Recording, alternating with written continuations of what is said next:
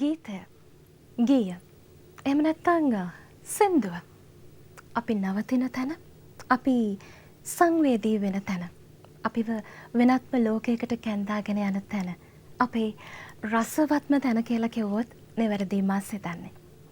ඉතින් ඒ රසකාමීත්වය, ඒ රසවින්දනය මතු පරපුරටත් අරගෙන යන්න, ඔවුන්ටත් ඒ සාහිත්‍ය රසය බෙදා දෙන්න අපි තබන පියවරක් විදිහට අපි හිතුවා ගී රසත් එක්ක දරණිත් එක්ක එකතු වෙලා මේ ගීතය ගැන කතා බහ කරන්න.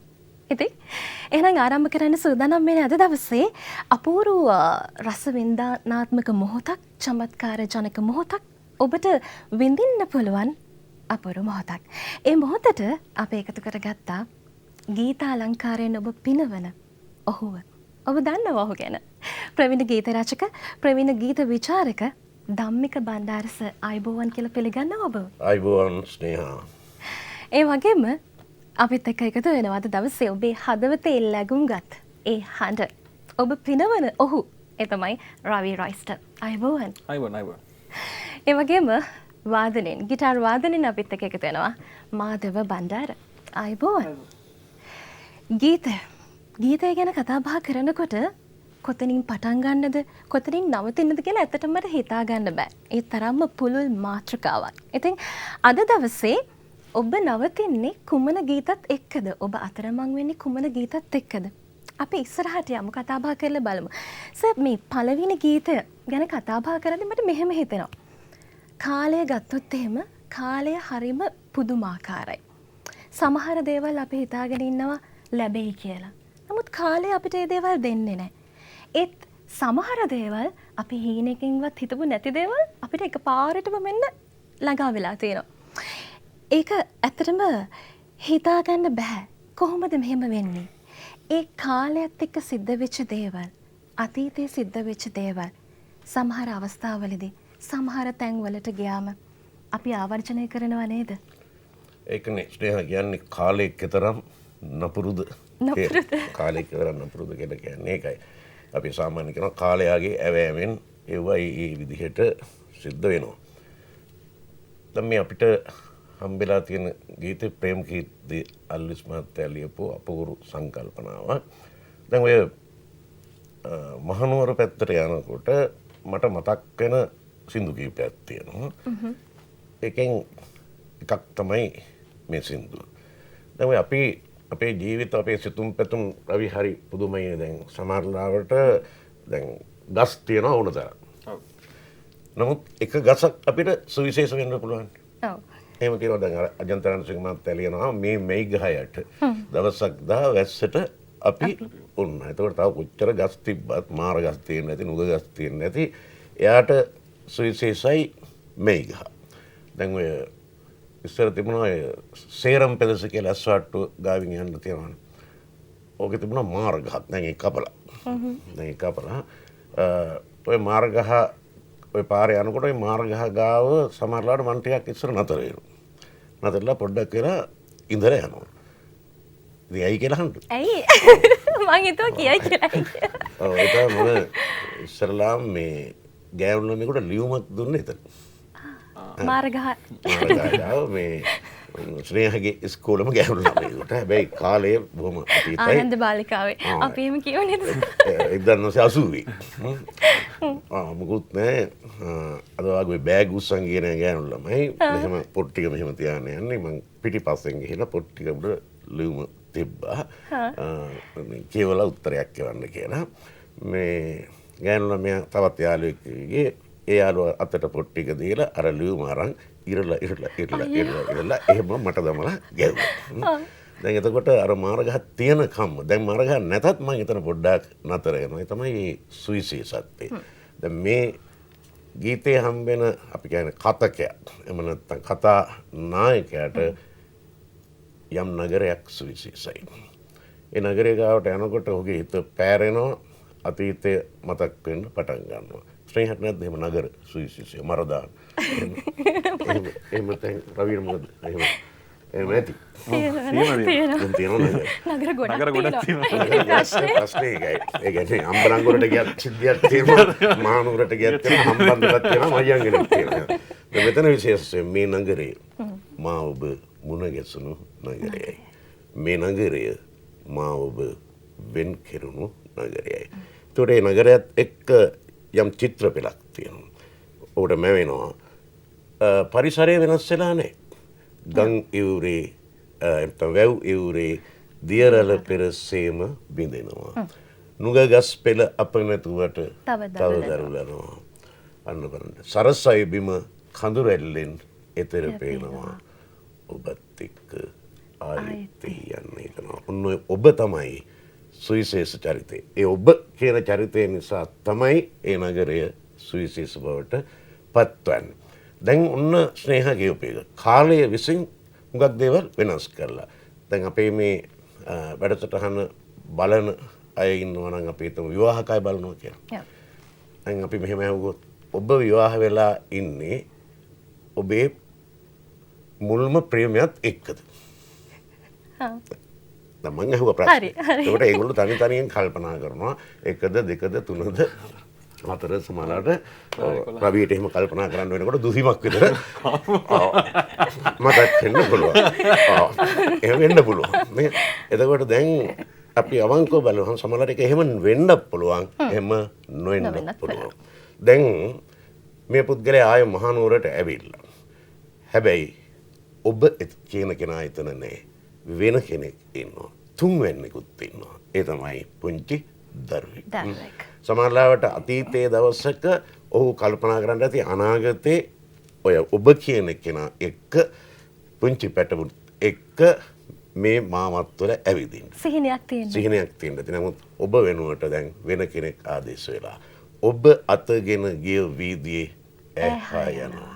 පොඩි බට්ටෙකුත් ඉන්නවා. සිඟිති පුතා අතැඟිල්ලේ එල්ලී එනවා. මැවිලා පේනවනේ. මැවිලා වෙනවා.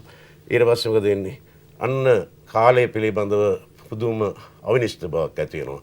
ඒ කාලේ පැතුම් යලි සිහි වෙනවා. ජීවිතේම හීනෙකයි කියා හිතෙනවා. අර මට සේරම පාරේ යනකොට අදත් හිතෙනවා ජීවිතේම ඉගෙන ගන්න. මොකද සමහර දේවල් තියෙනවා ස්නේහා බලපහම පුංචි සිද්ධි. නැවත පුංචි සිද්ධි එක එක්කෙනාගේ ජීවිතවලට සමහරලාවට හැරවුම් ලක්ෂ මහා සිද්ධි බවට පත් වෙනවා. ඉතින් ඇත්තටම මේ සින්දුවක් විචාරය කරන්න බෑ. අපි සින්දු ගැන කතා කරන්නේ ඒක රස විඳීමට පාරක් හදා ගැනීම පමණයි. මොකද මේ වගේ සංගීතය, ගායනය ඔක්කොම ඉවහල් වෙනවානේ. ඇත්තටම මේ ගීතය මම කළුතර මූදු වෙරළේ ඉතා සජීවීවම මොයින් පෙරගේ හඬින් අහලා තියෙනවා. එතකොට මට මතකයි ගිටාරයක් අතේ තියාන විසිල් ගසමින් මේ ගීතය ගායනා කළා. අද බලමු රවිගේ වැඩ. ඔව් අපි සිහිනයට එහෙනම් ආපහු යමු. මුල් ගායනය මර්වින් පෙරේරා ගායන ශිල්පියාණන්, ගීපද ප්‍රේම කීර්තිද අල්විස් ෂූරින්. අපි රවි රොයිස්ටගේ හඬින් අහලා බලමු මේ නගරය.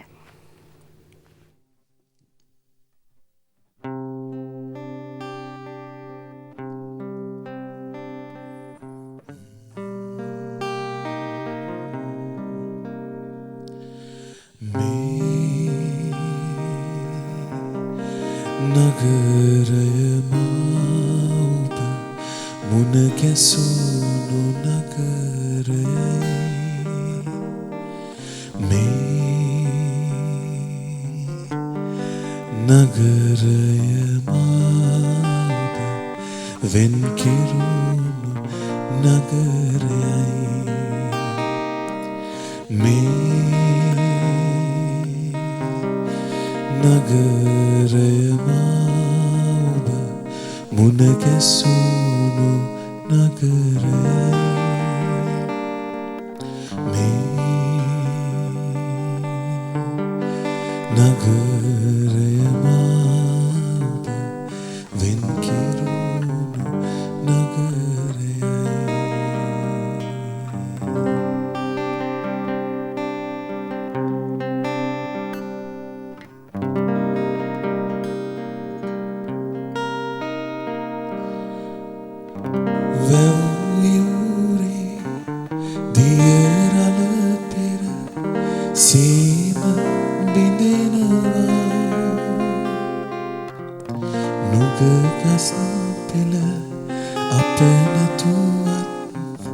තව දලුලනවා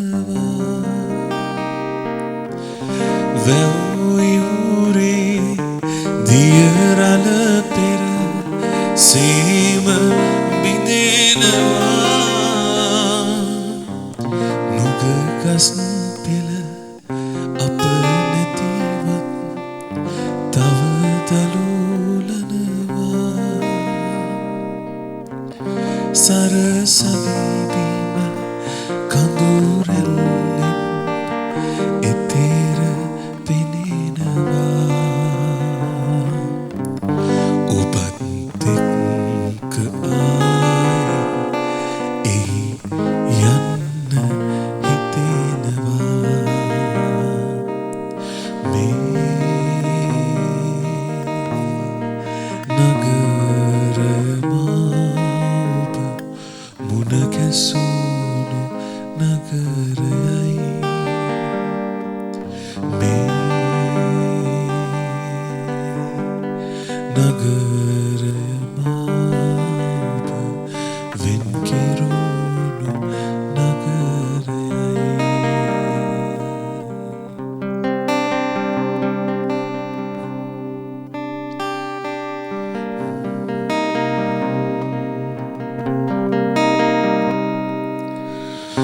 ඔබ අතගෙන ගිය වීදී ඇහා යනවා සිඟිති පුතා අතැකිල්ලක එල්ලි එනවා ඔබ අතගෙන ගිය වීදී ඇහා යනවා සිඟිති පුතා අතැගිල්ලක එල්ලි එනවා ඒ කාලේ පැතූ පැතුම් යලි සිහි වෙනවා ජීවිතයම හීනයකයි කියා සිතෙනවා මේ නගරයමා ඔබ මුණ ගැසුණු නගරයයි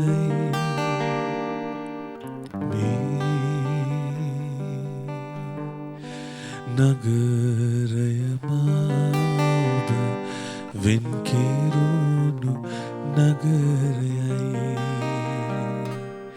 මේ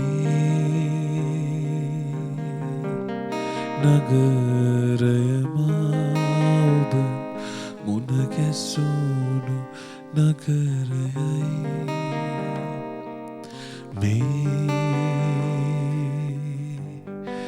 නගරයමා ඔබ වෙන් කෙරුණු නගරයයි සමහර සින්දු අහගෙන ඉන්නකොට අපේ හිත අතීතයට දිව යනවා. ඉතින් මේ ගීතයත් එක්ක අපි හිතන ඔබේ හිතත් අතීතයට දිව යන්න ඇති. සමහර වෙලාවට අපිට හිතෙනවා අතීතයේදී අපිට මෙහෙම කරන්න තිබුණා කියලා. සමහර අයට මේ වගේ වටිනාකමක් දෙන්න තිබුණා අපිට අතීතයේදී. අපේ පවුලේ අයට, අපේ අම්මට තාත්තට මීට වඩා වටිනාකමක් දුන්නා නම් ඒ අය ගැන හොයලා බැලුවා නම් කියලා හිතෙන අවස්ථාවලුත් තියෙනවා සමහර ගීත අහනකොට. මම මේ කියන්නේ ඊළඟ ගීතය ගැන. පුංචි දෙයක් මේ ගීතය ගැන මම කියන්න කැමතියි අපේ ඊළඟ ගීතය ගැන. මේ ගීතය අහපු අය ගොඩාක් අය අහපු ගමම්ම තමන්ගේ පියාට දුරකථන ඇමතුමක් දීලා කතා කරලා තිබුණා. තාත්තේ අප්පච්චි කොහොමද? ඒ කියන්නේ වැඩත් එක්ක ඇත්තට මේ දුරකථන ඇමතුමක් දෙන්නවත් අපිට අමතක වෙන අවස්ථා තියෙනවා නේද සර්? ඔව් දැන් මෙහෙමනේ. දරු සෙනෙහස කියන්නේ පල්ලෙහාට ගලන ගඟක් වගේ. ගඟ උඩහට ගලන්නේ නෑනේ. ඒ කියන්නේ අපේ තාත්තලා අපිට ආදරය කරපු තරමටම එහා සමානව අපි තාත්තලාට අම්මලාට ආදරෙයිද? ප්‍රශ්නය. මේක රවි කල්පනා කරනවා. ඒගොල්ලෝ අපිට ආදරය කරා අපි කරන්නේ වගකීම් සහ යුතුයකම්. හුඟක් කරා. ඒ වගේ තමයි අපි අපේ දරුවන්ට දක්වන කැක්කුම දරුවෝ ගාව තියෙනවද? ඒ දරුවන්ට ඒ දරුවන්ගේ දරුවෝ වටින්න පුළුවන් අපිට යුතුයකම් සහ වගකීම් ඉෂ්ට කරන්න පුළුවන්. ඒ නිසා මේ ඒක තමයි මම කිව්ව පල්ලෙහාට ගලන්නේ කියලා. ඒ නිසා මේ කාර්යබහුල සමාජයේ හුඟක් අයට මේ අතහැරීම් අමතක වීම වෙනවා. පස්සේ තමයි මොකක් හරි නිර්මාණයක් හරි මොකක් හරි දෙයක් එතකොට තමයි හිට් ගහලා එකපාරටම මතක් කරන යකෝ තාත්තෙක් ඉන්නවනේ අම්මෙක් ඉන්නවනේ කියලා මේ මතක් වෙන. සමහර අයට සිංහල අවුරුද්දටත් මතක් වෙන්නේ නැහැ නේද? ඒ නිසා මේ දරු සෙනෙහස කියන්නේ හරි පුදුම දෙයක්. දැන් උදාහරණයකට සරච්චන්ද්‍රයන්ගේ සිංහබාහු නාට්‍ය ගන්නකො. සිංහා දරුවෝ ලෙනක දැම්මේ ආදරේට. සරච්චන්ද්‍රයන් ලියනවා එතන වලකන ලෙස උවදුරු නෙක වග වලසුන්ගෙන් පැමිණෙන තබනෙමි ලෙන්දොර සිරකර ගල්පුවරුවකින් තිරසර. මං උඹලාට ආදරයට මේ එතකොට දැන් ඒක සමාජගත කරගත්තම සමාජයේ තිබෙන සමාජයේ ඉන්නවනේ කොටි වලස්තු කැලේ විතරක් නෙමෙයි. ඒ කොටි වලස්තුන්ගේ රැක් ගන්න තමයි දැඩි නීති රීතිදාර දරුවා රැකගත්තේ. නමුත් දරුවා මොකද කරේ? ගල්ලෙන බිඳලා ලෙන්දොර හැරලා ගොසින් සමදන නැත කිසිවෙක්. ඔන්න අවසාන සිද්ධ වෙච්ච දේ. ඒ හරි බරපතල දෙයක් ඒ වැඩිහිටියන්ගේ සෙනෙහස කියලා කියන්නේ. මට මතකයි 1988 එක්තරා සිද්ධියක් මහනුවර දිස්ත්‍රික්කයේ ඒ කාලේ රටේ භීෂණයක් තිබුණා. උතුරෙත් කරල්ලක් තිබුණා, දකුණෙත් කරල්ලක් තිබුණා. පැහැර ගැනීම, මරා දැමීම් පාර්ශ්ව දෙකෙන්ම සමානව සිද්ධ වුණා.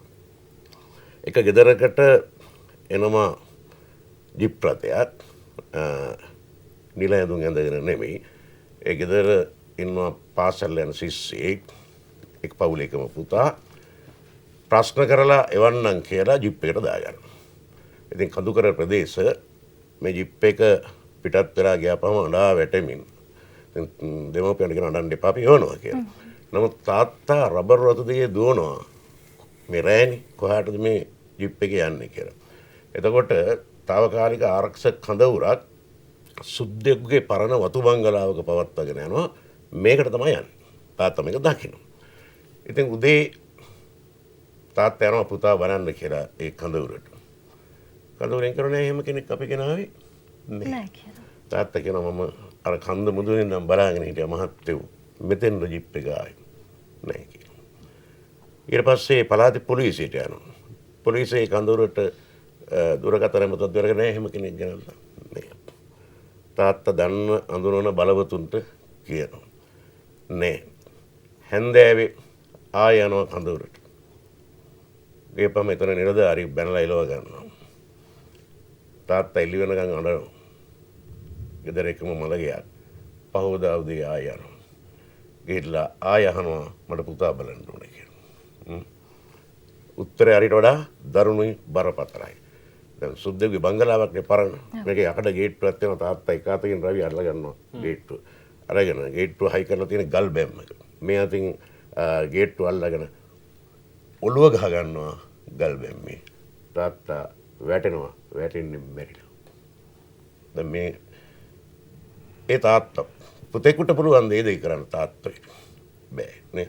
එතකොට ඒක තමයි මේ ඉරේෂාගේ කවිය ඇතුළේ තිබෙන්නේ. මේකේ කොතනවත් තාත්තා පුතාට කොතනවත් දෝෂයක් කියලා නැහැ. පුතා වගකීම් පැහැරෙරිය කියනවත් කියවෙන්නේ නැහැ කොතනවත්. මියගිය තාත්තගේ තිබෙන දරුසෙනියස්නේ මෙතන වටින්නේ තාත්තා මැරිලා. මැරිච්ච තාත්තා ලව්ව තමයි ඉරේෂා කතා කරවන්නේ. පුරුදු පාරේම අදත් යනවා ඒත් වෙන ගමනක් පුතේ. මම මේ පාරේ වුණ තරම් ගිහිල්ලා තියෙනවා. හැබැයි ඒ ගමන නෙමෙයි යන්නේ මම. හුඟක් අය මගේ පස්සේ එනවා තනිව ගියමගේ.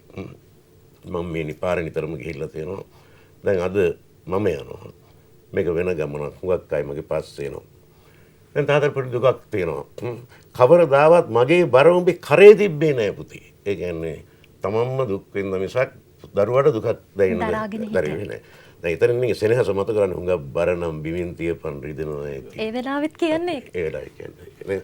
දැනු මගේ මේ පංචස්කන්ධය හරියට වරක් නම් බිමින් තියලා උඹේ අත්තුඹ නිදහස් කරගනි. ඒකෙන් පේනවනේ මේ දරු සෙනෙහසේ බරපතලකම නේද? ඊට පස්සේ කියනවා මේ සොහොනට මම ඕන තරම් ඇවිල්ලා තියෙනවා. කන්ද පාමුල සොහොන හුරු නෑ දන්නවා මම්මගේ පුතේ. නමුත් මම මේ පොළොව යට ඉඳලා නැහැ. මගේ තනියට තවත් අය ඇති හඳුනා ගන්නවා හිතුවේ. හරි. කට්ටිය මට හම්බ වෙයි. එහෙම ලෝකයක් තිබෙනවා නේද? මෙන්න මෙතනදී පේනවා මේ පෞල් ඒකක ගැන මේ තාත්තා කොච්චර කල්පනාවෙන් ඉන්නවද කියලා. සෝබා දහමට අවනතයි මං ඉතින් යන්නම් ගොම්මනේ. යන ගමන් මේ බේත් තුණ්ඩුව අරන් ඵලයන් අම්මයි. සමහරවිට පුතේ මට බේට්ටියක් අරන් දෙන්න ඔබට අමතක වෙන්නේ නැති. ඔබට රාජකාරී ගොඩයිනේ. බාරි බිසි. එහෙම කට්ටිය නේ. කමන්නේ මම මේ ගමන යන්නම්. අම්මගේ බේට්ටිය මතක ඇතුව ගෙන් තිබ්බා. එතකොට මේ පවුල් එකකේ තුල තමන්ගේ බිරිඳට සහ දරුවාට දක්වපු නිහඬ ආදරය බරපතල විදිහට මේ ගීතය ඇතුලේ තියෙනවා. ඒක දැන් මේ තාත්තලාගේ ආදරේ අම්මගේ ආදරේ ස්නේහ වෙනස් වෙන තැනක් තියෙනවා. ඔය කියන්නේ අම්මලා හැමතිස්සම ආදරේ වචනෙන් සහ ක්‍රියාවෙන්. අත ගන්නවා, ඉඹිනවා, ආඬනවා.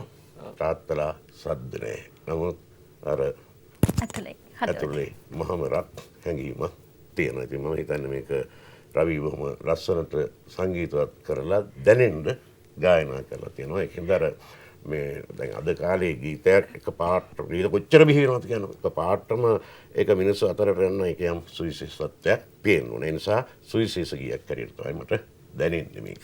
ඔව් ගීතයේ අයිතිකරු අපිත් එක්ක ඉන්න රවි ඔබටත් යමක් ඇති කියන්න. ගීතයේ වචන ටික ඔබට ලැබුණ ගමන් මොකද හිතුනේ?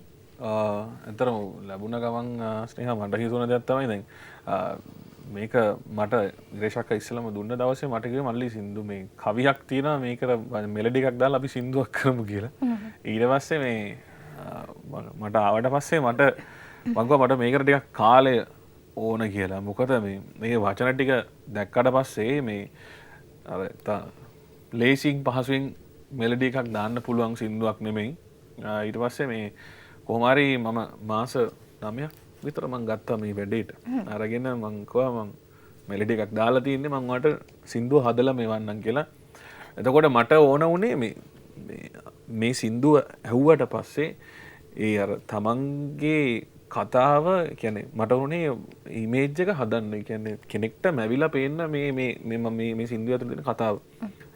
ඊට පස්සේ මම මේකට කියන්නේ සංගීතමය පැත්තෙන් මං හිතුවා ගොඩක් ලොකු දේවල් ඕනේ නැහැ. මම භාවිත කරේ ගිටාරය සහ චෙලෝ කියන සංගීත භාණ්ඩ දෙක. ඉතින් ඒක අරගෙන මම පළවෙනි පාරම මම ප්ලේ කරලා හැදුවා සහ මේ ගීතේ මම එකපාරේ සාමාන්‍ය අපි රෙකෝඩින් කරනකොට අපි ගීතේ දෙපාර තුන්පාර අපි වොයිස් කරනවා. මම මේක මේ පළවෙනි පාර මම වොයිස් කරලා ඉවර කරා. මොකද මට දෙවෙනි පාර සින්දුව කියන්න බෑ. හොඳයි.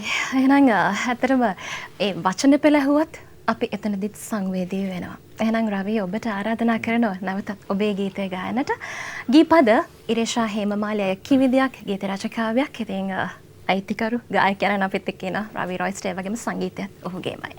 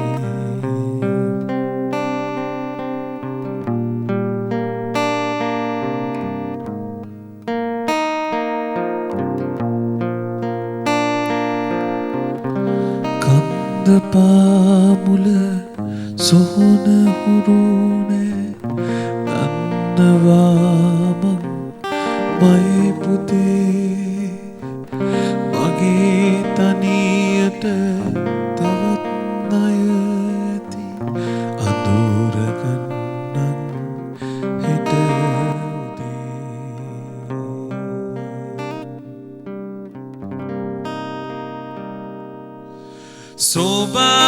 සෝබාදහමට අවනතයිමං ඉතින් යන්නං ගොම්මනේ යන ගමන් මේ බේතුන්ඩුව අරන් පලයන් අම්මගේ යන ගමන් මේ බේතුන්ඩුව අරන් පලයන්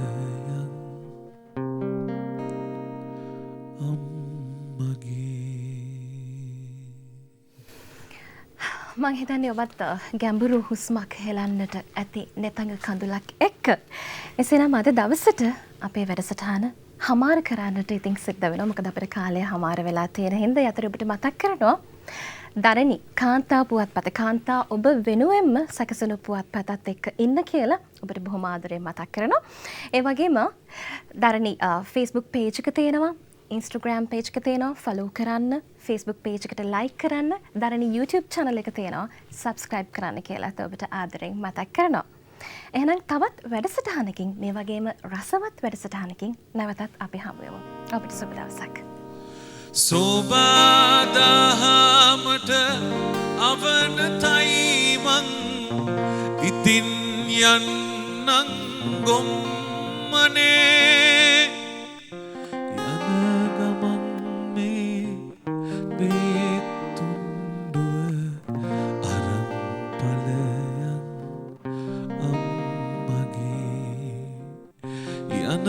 ගමන් මේ